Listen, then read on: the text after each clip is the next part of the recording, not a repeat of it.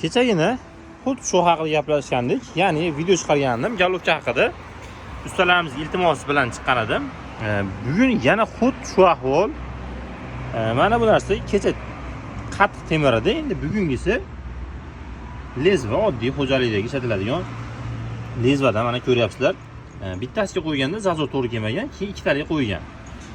Xuddi shu holatda ikkitalik qilib qo'ygan, zazor bittada kelgan, bittaga qo'ygan. Bu ham uji yupqalashib teshilish holatiga kelgan.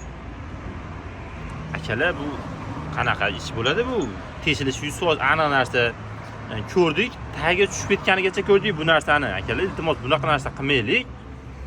Klientni ham salgina insof bilan o'ylaylik. Mashina o'rniga tangani yangi qo'yaylik yokida klapini boshqa qo'yib qo'yaylik yokida chaxlashsa sal ehtiyot bo'laylik. Iltimos shunaqa narsa qo'ymaslikka harakat qilishlarini iltimos qilib so'rab qolaman usta akalar.